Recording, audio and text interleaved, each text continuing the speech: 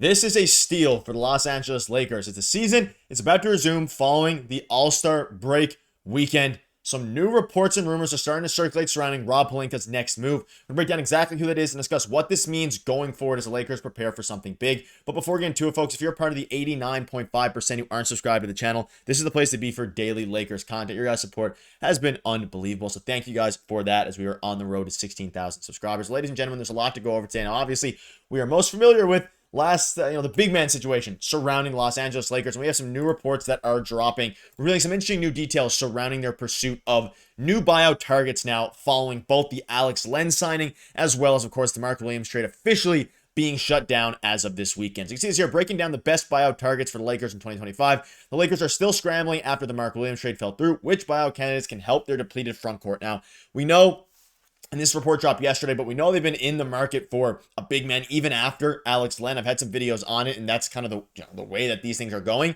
And it's very interesting now because as you start to think about who they need to go for, we're going to be focusing on someone we've talked about on this channel, but he is needed more than ever. And we're also going to go over another guy as well here. But let's start with giving some background. So, of course, the Lakers have been the talk of the NBA since trading for Luka Doncic, and Rob Pelinka was reportedly approached by Mavs GM Nico Harrison with the Doncic offer. We know they obviously made the trade for Luka Doncic. And then after that, they desperately needed a center. The Mark Williams trade, all these different things. And then they signed Alex Len, which is a decent fit, but he had a really rough couple games. And obviously, they're going to go down to the wire a little bit. They're going to see how long, how Alex Len's going to play, how he can contribute to this team, all these different things before they go out and actually make another move for a center. But they have another spot available when they waive Cam Reddish, or if they waive Cam Reddish or Shake Milton, they can then get another buyout target, and that target is Mo Bamba. If Pelinka is looking for a high upside guy, then Mo Bamba is the pick. The veteran has bounced around the league throughout his career, and former Laker as well, but tools have never been a problem. This is a guy that can alter shots and rack up blocks with a 7'10" wingspan, a quality the Lakers are lacking with Davis no longer in town. He'd also be a dangerous lob threat, especially seeing how he'd be on the receiving end of passes from Doncic, LeBron, and AD. Or AR, sorry, not AD. AD's, of course, gone to the Mavericks.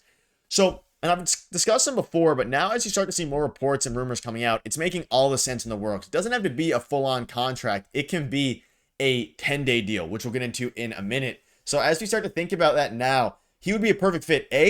He can alter shots at the rim unlike Alex Len. Now, I do think Alex Len still has a spot on this team. I think there's a real world here where they rock with 3 centers going forward simply because of the fact that you kind of need bodies right now for the Los Angeles Lakers, even with Alex Len, Jackson Hayes, depending on his injury. And you can look at Mo Bamba's stats a little bit here. Obviously, he's having an okay year this year, nothing crazy with the Clippers, but he's still averaging 4.6 points and 4 rebounds. Like, he's averaging 4 rebounds in 12 minutes a game. He's going to be a guy who can come out, give you energy, be able to actually go out there and get on the glass, block shots, alter shots around the rim with his extremely long wingspan.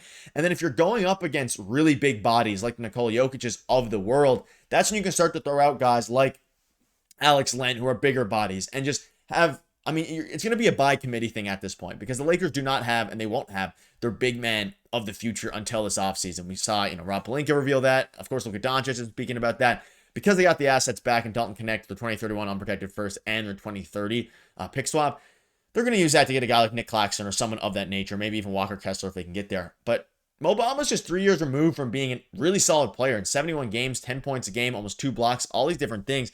They're at a point now where it's like, he's an incredible center given what's available. And I think specifically a 10-day contract, similar to what Bismack Biyombo got with the Spurs, see how he does, see how he fits alongside Alex Len, give some competition to those guys.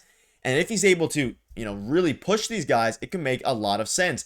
And it says here, Mo Bamba is the obvious choice for the Lakers, and he fits in the JJ Redick system, shoots threes, rebounds, block shots. I think you give him a 10-day and see how he fits.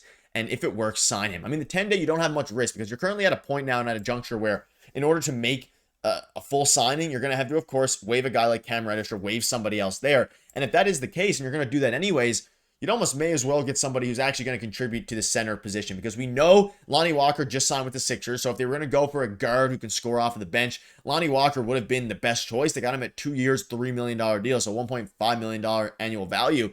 And that AAV is very solid for a guy like Lonnie Walker. But I think with the Lakers' current, structure of their squad, it is an interesting spot. I think at this point you need a guy like Mo Bamba and someone to just continue to put pressure. And let me know down below, do you think they should go with 3 centers? I think after seeing what Alex Len did in his couple games, you want to give him a bit more time under the Lakers system. He's had the week now to figure out the Lakers system. They obviously play tomorrow, and we'll see how he does there. But you're going to have to actually go out and see what Alex Len can do. And if he continues to struggle a little bit, it might be worth it taking a flyer on a guy like Mo Bamba. You can also see this here. I don't think there's any current free agent center who's actually better than Christian Koloko. There's also that side of it. They still have Koloko in the system.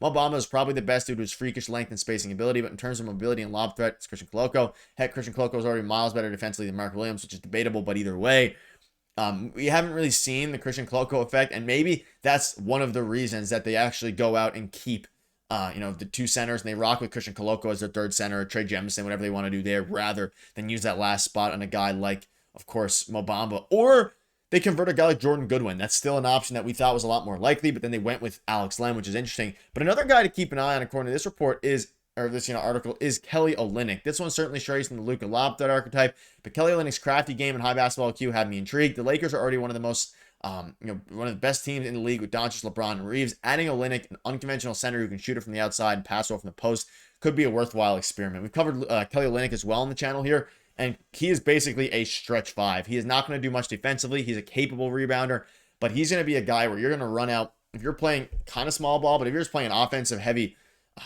5 with Luka, LeBron, let's say Rui Hachimura, whoever else you want to throw in there, Austin Reaves, and Kelly Olynyk at the 5, or Dorian Finney-Smith instead of Rui Hachimura to kind of help with some defense, he is going to shoot the lights out of the ball, shooting almost 40% from 3. However, he does have another year on his contract, so there is a good chance that the New Orleans Pelicans just keep him and keep his contract in order to be tradable if they want to make a bigger deal. Of course, we saw them trade. He was acquired in the Brandon Ingram trade. So that's why I think this one's a bit less likely. But you can see here, Olynyk was fighting for minutes with Boucher in Toronto before being traded in the Ingram deal. Pelicans have been enduring a brutal year in which seemingly everyone on the roster has been hurt. He was on that 2020 team. He is very solid. This would be a pivot from what most expect the Lakers to do, but Olynyk's offensive versatility could make it a shot worth taking. He would be interesting, and it would make more sense now considering you have your big body defender in Alex Len, even though he hasn't been great at all. It would make a bit more sense, especially because he's the most polished player out of all these guys. Like, he's an NBA player, Kelly Olynyk is. Most of the other guys are fringe NBA players, whether that be Alex Len, Mo Bamba, whoever it is. Olynyk is absolutely an NBA player, and he's going to find a spot. And it's going to be interesting to see what happens because, again, with Mo Bamba, shoots threes, rebounds well, and blocks shots, spacing the floor, I think, would help with, of course, bringing back some more familiarity with what AD used to do with spacing the floor. Obviously, his post-up moves as well, and decent three-point shooter. Mo Bamba's a decent three-point shooter as well. Can rebound, block shots, give you some of what AD could give you, albeit at a way, way smaller scale and obviously lesser ability. It's going to be interesting to see. We're going to keep up to date with all the latest news. They still have that one more spot they can get. They managed to, because they signed Alex Len to the veteran minimum and the prorated minimum, they're able to get one more guy. We're going to keep you up to date with who that guy is going to be. So make sure to hit the subscribe button. Let me know down below, out of the players we discussed today, who do you want to see on the Lakers the most? Thank you guys for watching. Cheers.